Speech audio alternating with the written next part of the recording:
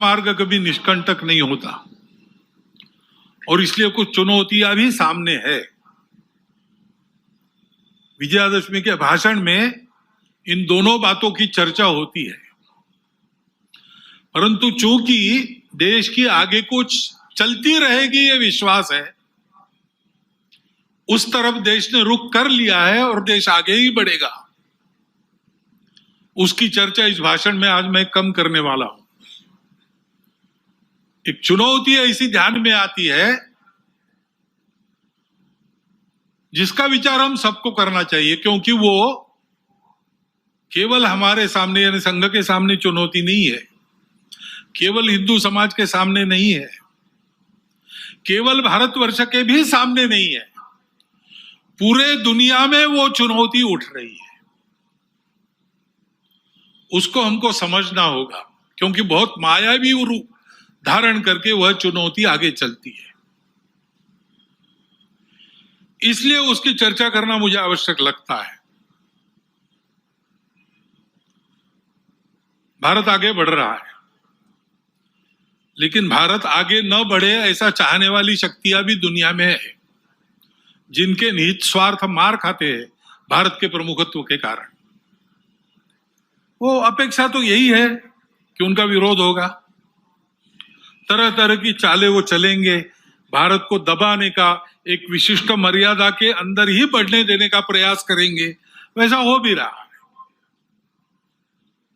क्योंकि आखिर अभी तक भारत छोड़कर बाकी विश्व ने अपने स्वार्थ की बलि देकर भी दुनिया को बड़ा करने का मार्ग पकड़ा नहीं है।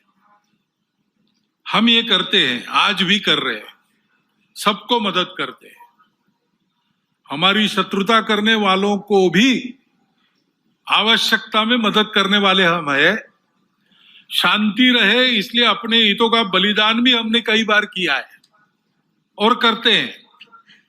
ऐसा स्वभाव दुनिया में नहीं है और इसलिए भारत आगे बढ़ रहा है या कोई भी देश आगे बढ़ रहा है, कल चल के हमारा स्पर्धक बनेगा ऐसा डर जिनको लगता है, वो उस देश में तरह तरह के उत्पाद करने में कम नहीं करते।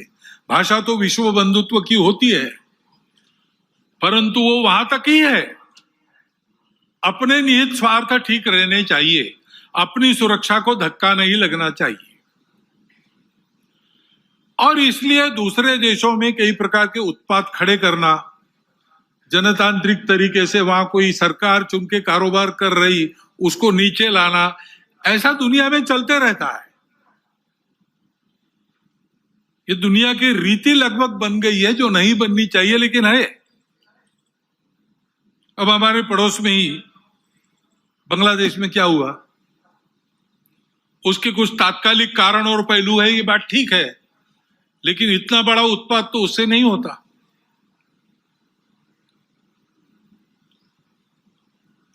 वो कारण, उनकी चर्चा जिनका विषय है वो करें, परंतु दो बातें ध्यान में आती है। पहली बात है कि उस उत्पाद के कारण वहां के हिंदू समाज पर जो अत्याचार बार बार होते हैं, उस परंपरा को फिर से दोहराया गया।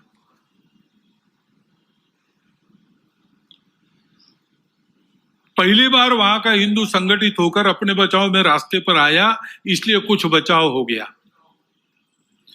परंतु कहीं कोई गड़बड़ हो, दुर्बलों पर अपना गुस्सा निकालने की ये जो कट्टरपन की प्रवृत्ति है, वो प्रवृत्ति जब तक वहां विद्यमान है, तब तक वहां के हिंदू क्या, वहां के सभी अल्पसंख्यक, उनके सर पे खतरे की तलवार लटकी रहेंगी। उनको आवश्यकता है मदद की। विश्व भर के हिंदुओं की, भारत के सरकार की सहायता उनको मिले, ये उनकी आवश्यकता है। परंतु इससे ये ध्यान में आता है, और ये ध्यान में आना चाहिए, हिंदू समाज के भी ध्यान में आना चाहिए कि दुर्बल रहना अपराध है। हम अगर दुर्बल है, असंगठित है, तो उसका मतलब हम अत्याचार को निमंत्रण दे रहे हैं। निमित्त कुछ नहीं चाहिए, हम दुर्बल है, यह निमित्त पर्याप्त है। और इसलिए जहां कहीं भी हम हैं वहां संगठित रहना, सशक्त रहना, किसी से शत्रुता नहीं करना, हिंसक नहीं बनना, योगदान देने वाले बनना, परंतु इसका अर्थ दुर्बल रहना नहीं, अशक्त रहना नहीं। इसको हमको करना ही पड़ेगा। लेकिन दूसरी बात है हमारे सबके ध्यान देने की। अब वहां चर्चाएं ऐसी चलती है बांग्लादेश में कि भारत से हमको खतरा है, और भारत से खतरा है इसलिए पाकिस्तान को साथ लेना चाहिए, वही हमारा प्रामाणिक मित्र है, और दोनों मिलके, क्योंकि उनके पास न्यूक्लियर वेपन्स है, हम भारत को रोक सकते हैं। जिस बांग्लादेश के निर्माण में भारत की पूरी सहायता हुई, जिस बांग्लादेश के साथ भारत ने अब तक कोई वैरभाव रखा नहीं, आगे भी नहीं रखेंगे, उस बांग्लादेश में ये चर्चाएं हो रही है। ये चर्चाएं कौन करा रहा है? ऐसे वर्णन, नैरेशंस वहां पर चले, ये किन किन देशों की हित की बात है? ये तो देखने वाले, सोचने वाले समझते हैं, नाम लेने की आवश्यकता नहीं। हमारे देश में भी ऐसा हो, ये इच्छा है, क्योंकि भारत बड़ा बनेगा तो सब स्वार्थ के दुकान तो बंद हो जाएंगे, और इसलिए भारत का ये सामर्थ्य न बने। ऐसे उद्योग चल रहे हैं। Deep state, wokeism, cultural Marxism, ऐसे शब्द चर्चा में बहुत है। पिछले साल भी मैंने उल्लेख किया था। कुछ लोगों ने कहा था कि अपने यहां तो है ही नहीं। ऐसा नहीं है, अपने यहां है, बहुत पहले से है।